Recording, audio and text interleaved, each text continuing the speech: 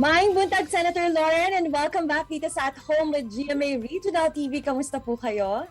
Mayong buntag kaniyong tanan buwabati sa mga taga Cagayan de Oro at buong Northern Mindanao. Miss na miss ko na ang pagpunta sa napakagandang lugar ninyo. Ako'y maayos. Sana po safe kayong lahat. At salamat na makasama ko kayo ng muli sa Regional TV sa Northern Mindanao. And we're very grateful and honored dahil nandito po kayo ulit and you bring so much hope and inspiration para sa ating mga kapuso. Lalo na po ngayon, Senator Lauren, na pandemya, hindi po natin may kakaila na sobrang apektado ang kabuhayan at negosyo. Ano po ang masasabi ninyo dito? Yes, alam natin na hindi lamang ang ating kalusugan ang dapat pangalagaan, dapat din pangkabuhayan. At buti na lang, nakagawa na nga ako ng mga batas dati pa nung aking mga termino sa Senado, yung Barangay Kabuhayan Law, kung saan ang ating mga 4th, 5th, at 6th class municipality ay dapat bigyan ng TESDA ng mga skills training center. Pangalawa, ang ating micro, small, and medium enterprises. I cannot overemphasize the importance of this dahil ang ating ekonomiya ay nakasalalay sa ating mga maliliit na negosyo. At saludo po kami sa lahat ng inyong mga nagawa, Senator Lauren. And of course, marami din po mga kababayan na rin po dito sa Mindanao ang nakatanggap ng inyong assistance at suporta mula sa inyo.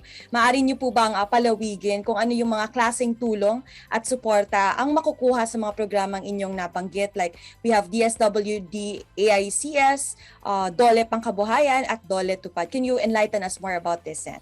Sa mga nakaraang taon, ang dami natin binibigay na suporta sa mga tao sa pamamagitan ng mga national government programs and in coordination with local governments.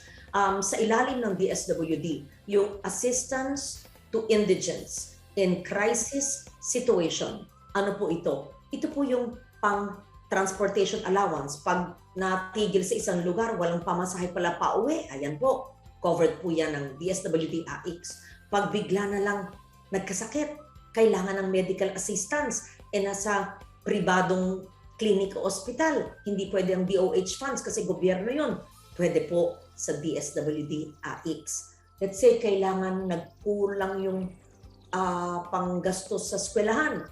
Libre na nga ang matrikula pero may mga karagdagang gastos. Pwede rin pong educational assistance. Alam na alam ko yan dahil years ago, I will say this, muntik na ako maging sekretarya ng DSWD, in-offer po sa akin ni Pangulong Duterte. Pero ako'y tumakbo bilang congresswoman ng Antique, kaya hindi ko na ginampanan ang pagiging secretary of DSWD. Ang ginawa ko na lang, sinuportahan ko ng gusto ang mga programa ng DSWD na siyang nakakatulong sa maraming tao. Maliban dyan, meron din yung Sustainable Livelihood Program.